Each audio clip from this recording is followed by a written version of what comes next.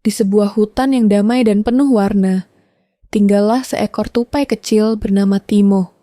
Tubuhnya mungil, bulunya coklat kemerahan, dan matanya selalu berkilau penasaran. Ia tinggal di pohon kenari besar bersama ibunya. Sejak kecil, ibunya selalu mengajarkan satu hal penting padanya. Timo, musim dingin pasti datang. Kalau kamu tidak mulai menabung biji-bijian dari sekarang, kamu akan kelaparan nanti. Timo kecil, mengangguk setiap kali mendengar nasihat itu. Tapi pikirannya lebih sering dipenuhi oleh hal-hal menyenangkan. Ia lebih suka melompat-lompat di antara dahan pohon, bermain kejar-kejaran dengan teman-temannya, dan menikmati matahari yang hangat. Teman-teman dan keseruan musim panas. Timo punya banyak teman, Lala si kelinci, Riko si rakun, dan Bebe si burung biru. Mereka semua ceria dan suka bermain. Musim dingin masih lama, Timo, kata Riko sambil berbaring di bawah sinar matahari. Iya, mending kita cari jamur lezat di pinggir sungai, sahut Lala. Timo tertawa, melupakan ajaran ibunya. Ia melompat bersama mereka, mencari jamur, memakan buah-buahan segar, dan tertidur di bawah rindangnya pepohonan. Namun di sudut lain hutan, ada seekor tupai tua bernama Rudolf. Rudolf adalah tupai paling bijak dan dihormati.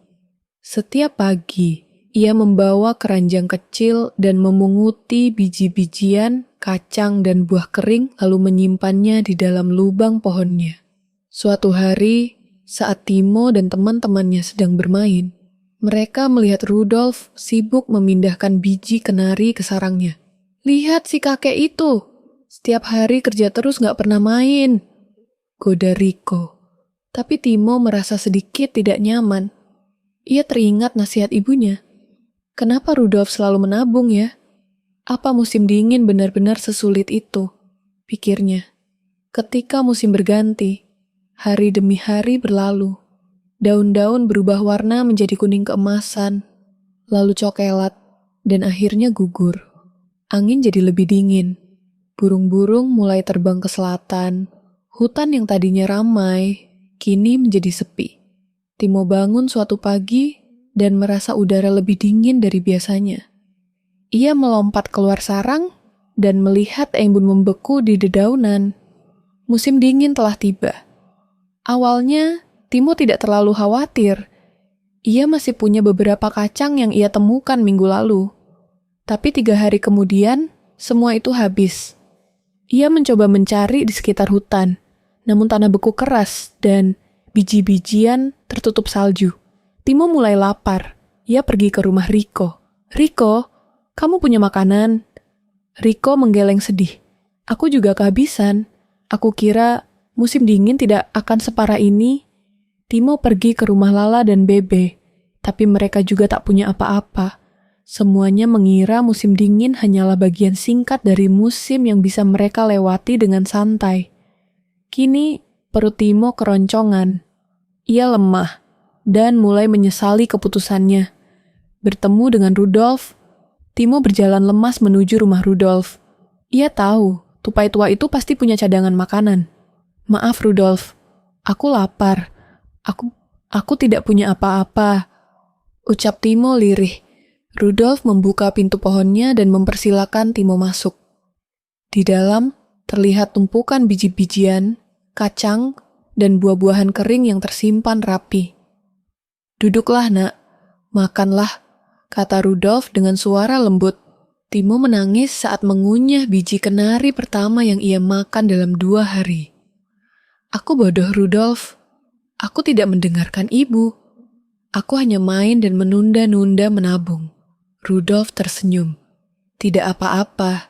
Yang penting kamu belajar dari pengalaman. Timo mengangguk. Ia menetap bersama Rudolf selama musim dingin, membantu membersihkan sarang, menjaga makanan, dan mendengarkan kisah-kisah bijak dari tupai tua itu. Musim semi dan pelajaran berharga. Ketika salju mencair dan daun-daun mulai tumbuh kembali, Timo pulang ke rumahnya. Ibunya memeluknya erat. Kau belajar sesuatu yang berharga ya, Timo? Timo mengangguk. Musim dingin tidak menunggu siapapun. Kalau tidak siap, kita bisa kelaparan. Sejak hari itu, Timo berubah. Ia mulai menabung sejak musim semi. Setiap hari, ia menyimpan sebagian dari makanan yang ia temukan. Ia juga mengajari teman-temannya pentingnya menyiapkan diri.